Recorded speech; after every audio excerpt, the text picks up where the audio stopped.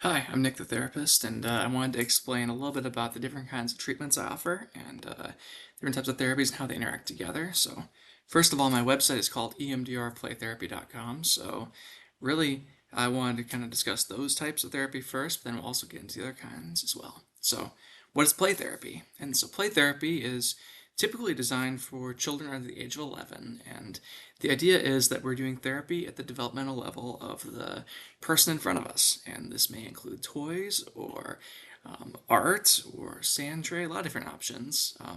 But the idea is that as we are along our developmental experiences as people, we have different needs and different ways to communicate. So in play therapy, the toys are the words and the play is the language. And so, really, if I have a 4-year-old in my office and we're working on phobias, I think the most effective thing we can be doing in the office is play therapy. But play therapy is evidence-based practice for working with children who've experienced trauma, anxiety. It works for behavioral concerns, emotional regulation.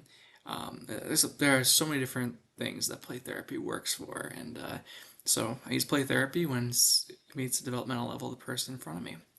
The other one in the name of my website is EMDR. EMDR is a trauma therapy that has been shown to be effective all the way down to the age of 4 and all the way through our seniors. And EMDR is a therapy that helps the brain process stuck experiences.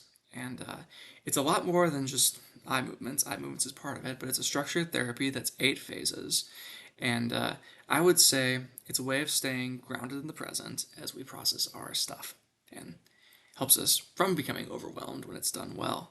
It's a excellent therapy, especially for people who've experienced post-traumatic stress disorder, childhood trauma, really any kind of symptom that we can connect to some kind of event in the past that's being caused for it. Other therapies I use, so cognitive behavioral therapy. This is what a lot of people have considered classic kind of talk therapy, but CBT is a bit more directive, and CBT is more of working with what's happening in your present life now, today, and talking through the connection between our thoughts, emotions, and behaviors. Sometimes it's related to thinking patterns and skills, but it's a great treatment, especially if you're experiencing present-day anxiety or depression, stress, insomnia, or just trying to figure out your life changes and how do I be a normal human being. Normal. A couple more therapies I use exposure response prevention, or ERP, and ERP is the gold standard for obsessive compulsive disorder. And what ERP does is, in a gentle way, we cause there to be gradual fear exposures to help basically make it so your body realizes, your brain realizes it doesn't need to do the compulsions anymore. And so with ERP, a lot of people who experience OCD are a little afraid of the process, but I would say that it's not nearly as scary as you think it is. Oftentimes we're going after not our 10 out of 10s, the worst thing you can imagine, but our 2 out of 10s. And so, for instance, if you're afraid of riding on the highway, your homework is not going on the highway. Your homework might be, well, it's whatever we decide is a 2 out of 10, you and I together, which could be looking at a picture of a car. It could be sitting in your car, but then we do the homework outside of session. And I often will use EMDR and ERP together, where the ERP, we do some exposures in session, we do some imaginal exposures in session, but you do a lot of the homework outside of therapy. And when you come back to therapy, we process your experience, oftentimes with EMDR. We create a new homework, and we do some future EMDR on that as well. Then finally, the other therapy I use quite a bit of, especially when I'm working with the people who are on the dissociative spectrum, and sometimes some of the personality disorders, is parts work.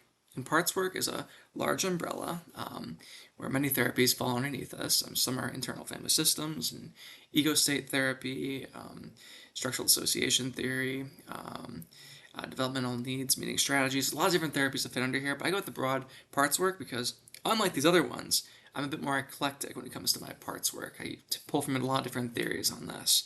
And so the idea of parts work is that we all have different parts of ourselves. Maybe a part that wants to succeed, a part that wants to avoid pain.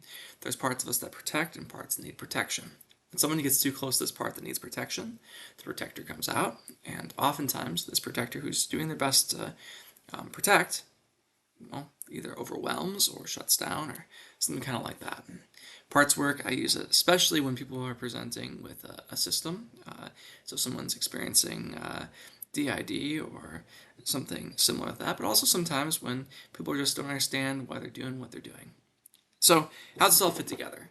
I'd say most people who come into therapy don't just receive one kind of therapy.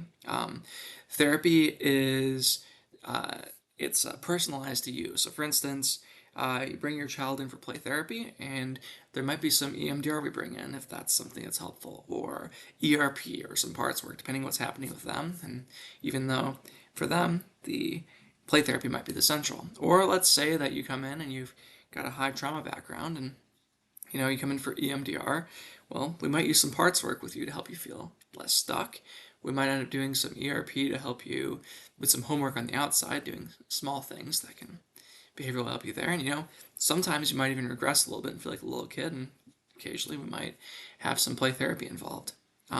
So really, I just kind of suggest you reach out and ask questions about this. I do think that even with all these types of therapies and all the tools at our fingertips, we do know that the most important therapeutic factor is the relationship between the client and the therapist. That accounts for over half of what happens. So I can have all the fancy tools in the world, and what us having that kind of connection where we can work together is the most important thing. And if I'm not the right therapist for you, I want to be able to figure out who is. So many people reach out to me. I'm like, maybe I'll send them to that person instead because they're better at that than me or something like that. And so feel free to reach out though, and I'd love to hear from you.